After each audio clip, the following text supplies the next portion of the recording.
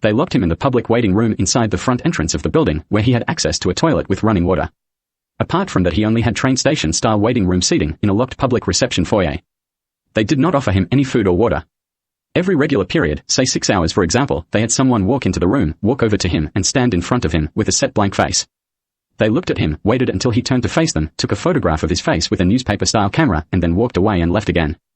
They continued that process daily, whilst he was not offered any food or water.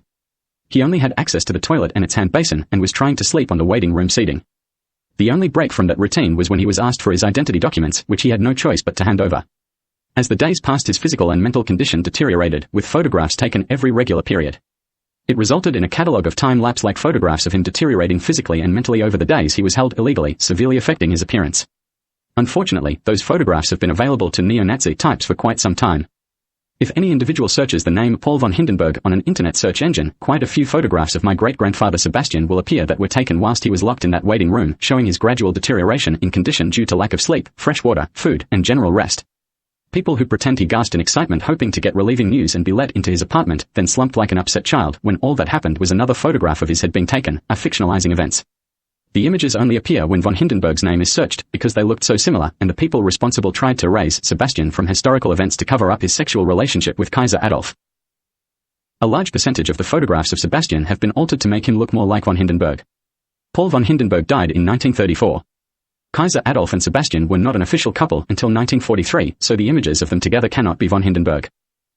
Sebastian was illegally transported to a maximum security prison at Daccau that had been taken over by traitors, terrorists, and lunatics involved with the terrorism group responsible for the heinous crimes starting December 1943, the neo-Nazis. They had given themselves that name after mass murdering nearly all German federal parliament MPs in December 1943. Before Chancellor and Kaiser Adolf's abduction and the terrorism wave that mass murdered almost all German parliamentarians, the prisons were full of what some people would call the most evil maximum security villains of Germany and Europe in some cases. The terrorism group had immediately gone to each of those prisons, killed all the staff and released all the evil inmates to join in the pre-planned crime wave. In some cases, the former inmates were saying it was like the ultimate Christmas present to see the prison staff killed before their eyes and then get released to join a violent mass murder uprising of evil that had already murdered near all the German parliament and abducted the Kaiser, who was also Chancellor. The decision was made by the newly named neo-Nazis to fill the empty jails with any homosexuals detained after the parliamentarians were murdered.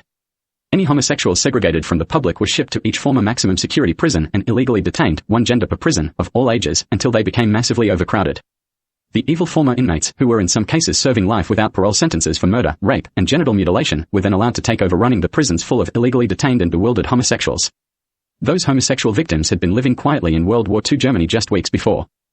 Metaphorically speaking, former inmates of the type of John Wayne Gacy, Ted Bundy, and Jeffrey Dahmer went from being inmates to running the prisons when they were filled with confused homosexuals.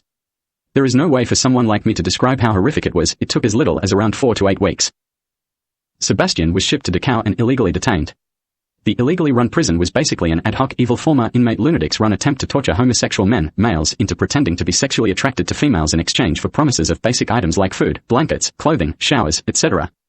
Prince Sebastian's identification documents were later found on the body of a wealthy Jewish man who held a government administration position, murdered in Poland at Auschwitz, at a site that is now a memorial. A part of what the neo-Nazis eventually claimed was their routine. Prince Sebastian was found in the prison at Daccau when it was taken by British troops in 1945, with no identity documents. Others were also found, including Hermann Göring, who had been so severely disfigured in the face after his abduction that he was unrecognizable.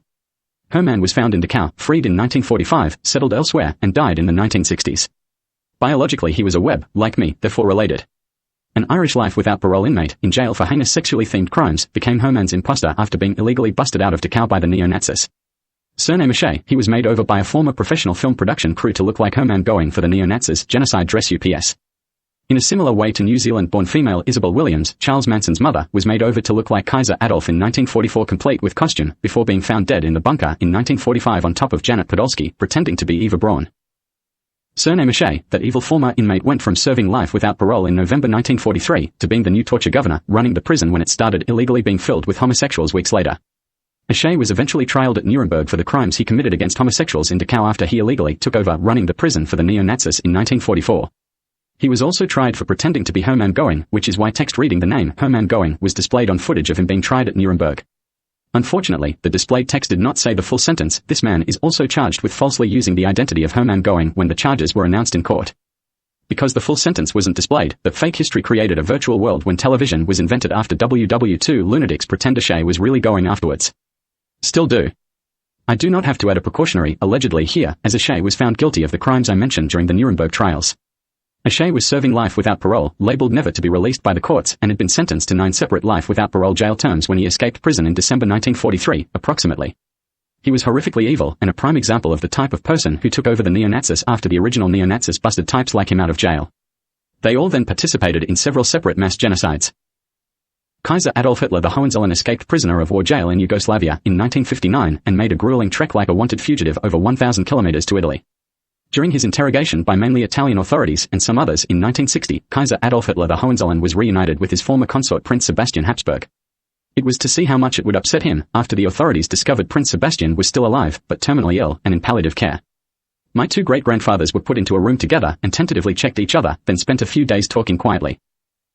My great-grandfather Prince Sebastian died in 1960, around 6 days after being reunited with my great-grandfather Kaiser Adolf Hitler for the first time since 1943.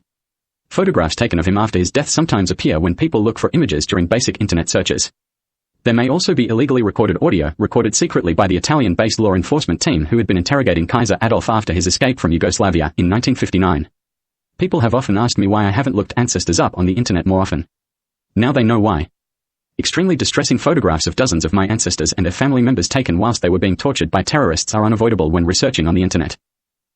My grandfather Duke and Lord James Webb, the Habsburg, did not receive his royal inheritance in Austria and Hungary when his father Prince Sebastian Habsburg died in 1960.